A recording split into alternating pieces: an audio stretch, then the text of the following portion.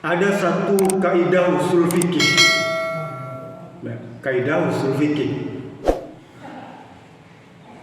berbunyi begini: hukmul hakim yarfa'ul khilaf. Artinya hukum hakim itu bisa mengangkat perbedaan. Kalau bahasa kasar begini, keputusan pemerintah bisa menyelesaikan perbedaan. Nah, gitu ya, bahasa masyarakatnya biar gampang. Hukmul hakim yarfa'ul khilaf. Sangat terkenal kaidah usul fikih. Kenapa kaidah ini bisa digunakan ketika kita menghadapi perbedaan? Contoh, penetapan 1 Ramadan, penetapan 1 Syawal, ya. Kan hampir setiap tahun itu berlaku. Penetapan kalender Islam itu caranya ada 3. Satu, dengan ru'yatul hilal, melihat hilal tanggal 1 bulan apa aja, ya. Yang kedua, istikmal, menyempurnakan, ya. Yang ketiga, hisab. 3 cara menetapkan penanggalan kalender Hijriah. 3-tiganya ada dasar hukum semuanya, ya. Penetapan dengan ru'yatul hilal, kata Rasulullah dalam hadis Abu Hurairah, sumu li ru'yati waftiru li ru'yati fa in ghamma alaikum fakmilul iddata sya'bana salasina yauman. Berpuasalah kalian jika melihat hilal, berlebaranlah kalian jika melihat hilal. Apabila tidak mampu menyaksikan hilal, maka sempurnakanlah bulan Sya'ban itu menjadi 30 hari. Jadi kita memang disuruh melihat hilal. Dulu orang lihat hilal itu harus dengan mata telanjang. Hilal itu dulu zaman Nabi, ya. Sekarang pun memang sudah ada ilmu falak. Zaman Sokrates itu sudah ada ilmu falak. Plato, ya, sudah ada ilmu falak. Tapi teleskop, alat melihat itu baru belakangan ini ada. Sekarang orang melihat hilal itu bisa dengan alat bantu tuh, tidak dengan mata telanjang. Bahkan lebih awal dia bisa diperhitungkan. Misalnya pertengahan bulan sebelumnya, tanggal 15-14, bisa melihat dengan alat itu. Sehingga bisa diprediksi tanggal 1 bulan berikutnya itu tanggal sekian. Artinya sudah bisa diketahui dengan ilmu.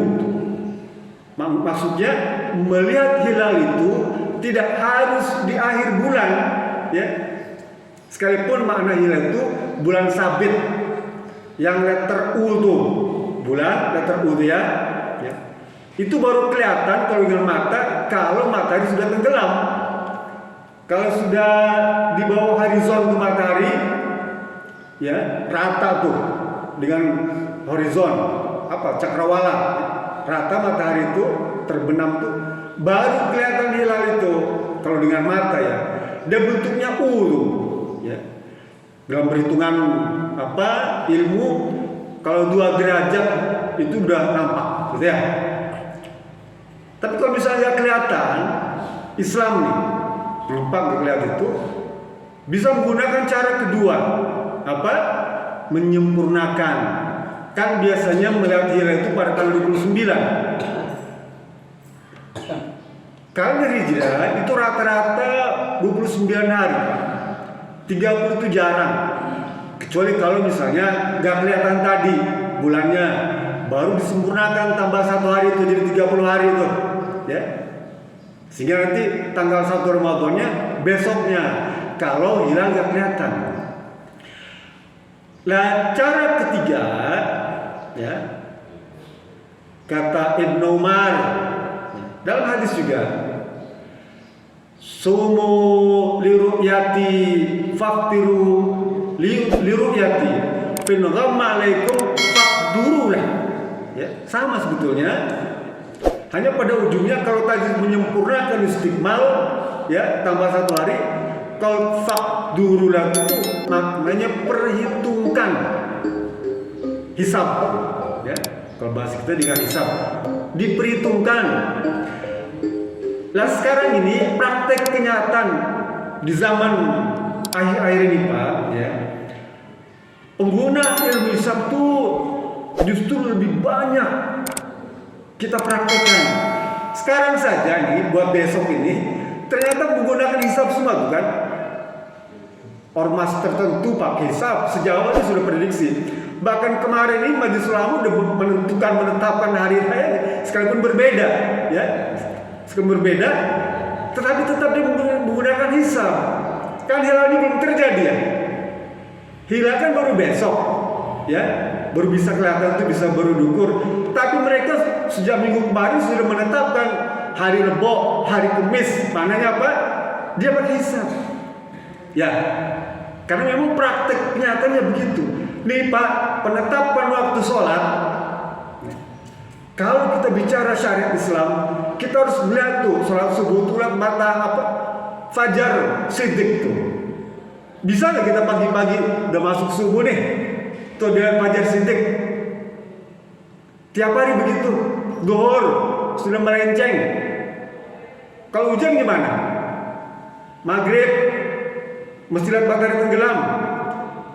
Kecil kemungkinan bisa kita praktekkan seperti itu, Pak. Karena di seluruh dunia sekarang ini sistem atau pengaturan jam waktu sholat semuanya menggunakan kalender, jam tuh di atas tuh. Kira-kira itu dibuat dengan cara apa? Apakah dengan cara rukyah? Tidak. Itu dengan cara hisab, diperhitungkan itu, Pak. Bahkan untuk setahun dia bisa hitung tuh. Kapan maghrib, kapan isya, kapan subuh, kapan zuhur, kapan asar. Sudah dihitung secara hisab 1 tahun. Dan tepat. Bayangkan kalau kita harus praktik, tengok matahari lagi, belum masuk nih. Azan, keduluan nih, belum kelihatan matahari. Contoh gitu ya. Repot. Ya. Bahkan penetapan gerhana pun bisa dihitung sampai bukan hanya tanggal, hari, jam, menit, detik, bisa dihitung dengan hisab.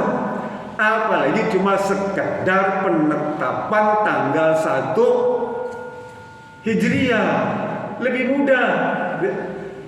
Sehingga apa ya? Ada semacam polemik. Memang diakui ada hadis-hadis sahih itu menggunakan ru'yatul hilal, penetapan itu, ya. Tetapi bagusnya si pemerintah bisa menetapkan, memutuskan, ya. Dulu zaman-zaman Orde Baru itu jarang kita dengar ada perbedaan itu. Karena memang pemerintahnya kuat. Kata Imam At-Tirmizi, Rasul pernah mengisyaratkan itu semua, Pak. Saumukum yauma tasumun wa fitrukum yauma tuftirun wa dhakum yauma tudahun. Imam Tirmizi, Pak, dari Abu Hurairah. Berpuasalah kalian jika semua orang berpuasa, ya. Maksudnya apa? Masyarakat mayoritas berpuasa. Siapa kira-kira menetapkan waktunya? Pemerintah. Berlebaran kalian di mana semua orang berlebaran. Potonglah domba itulah itu hari raya itu barang-barang jika semua orang berlebaran Idul Adha. Yang bisa menetapkan itu pemerintah. Ya. Dengan apa kekuasaannya.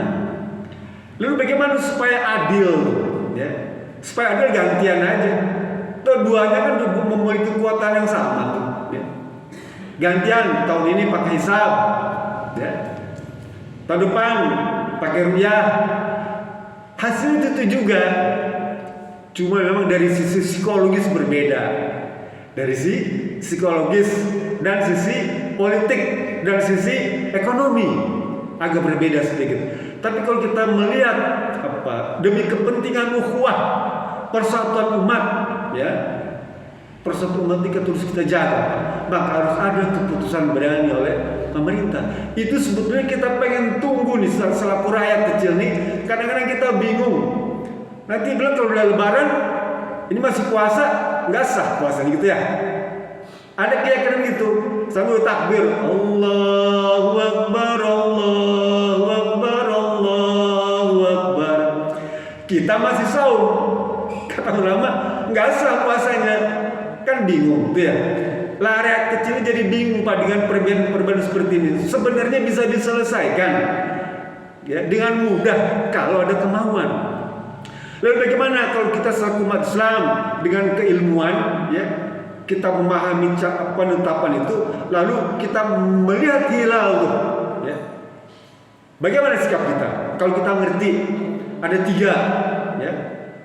Kita harus berpuasa ya, secara sembunyi-sembunyi, dan kalau lebaran secara sembunyi-sembunyi juga. Jadi gak usah cerita kemana-mana. Kalau kita ngerti ilmu tentang penetapan 1 Ramadan atau 1 Syawal, sembunyi-sembunyi, nggak perlu kasih tahu ke orang lain. Dah keluarga aja, atau organisasi aja, atau RW boleh, nggak apa-apa. Ya, sembunyi-sembunyi. Yang kedua, secara terang-terangan. Ya. Dia puasa. Begitu tanggal 1 Ramadan dia lihat, yuk kita puasa nih, puasa secara terbuka tuh. Lebaran secara terbuka juga, gitu ya. Kalau punya keberanian. Yang ketiga, ya puasanya sembunyi-sembunyi, tapi lebarannya harus bareng-bareng. Ya, puasanya sembunyi-sembunyi tuh, gak usah cerita ke orang lain kita lagi saum. Ya. Orang belum pada puasa, kita udah puasa duluan, gak usah cerita. Tapi nanti lebarannya bareng. Nah pendapat ini yang banyak digunakan. Ya, jadi bagaimana kita menyikapi ini semua supaya tidak terjadi gesekan. Memang sih sebetulnya nggak kelihatan gesekan itu, ya. Tapi kadang-kadang timbul merasa saya yang paling benar. Hati kecil itu tidak bisa dibohongi. Ya. Kadang-kadang keluar juga, muncul tuh. Apa yang terjadi dalam kolbu itu keluar lewat kalimat, lewat perbuatan tuh. Lah inilah yang kadang-kadang memicu perselisihan di antara kita. Di satu keluarga saja kalau ormasnya beda-beda, ya. Satu keluarga nih, yang satu ormas A, yang satu ormas B, ormas C itu. Yang satu berpuasa, yang satu enggak. Yang satu lebaran, yang satu enggak. Ini kan terjadi, Pak. Dan banyak peristiwa itu, ya. Jadi sekali lagi, setidaknya di masjid kita, ya Masjid Muhajirin ini, mari kita sama-sama bangun persatuan umat ini supaya ada kebersamaan. Mari kita sama-sama saumnya ya, lebarannya bareng-bareng. Sekalipun mungkin ada perbedaan. Kalau kita punya keyakinan berbeda, tadi sebaiknya sembunyi-sembunyi, ya. Gak usah menampakkan gitu, oh saya berpuasa, udah puasa nih, jangan. Dan biasa saja. Bahkan orang berpuasa disunahkan meminyaki bibir tuh, ya. Pakai minyak lips oil tuh ya, atau minyak coklat, minyak jelantah boleh, ya. Supaya nggak kelihatan berpuasa. Jangan menampakkan kita berpuasa sendiri, beda. Ya. Itulah beberapa tuntunan yang diajarkan Rasulullah Shallallahu Alaihi Wasallam. Kita ikut Rasul, ya.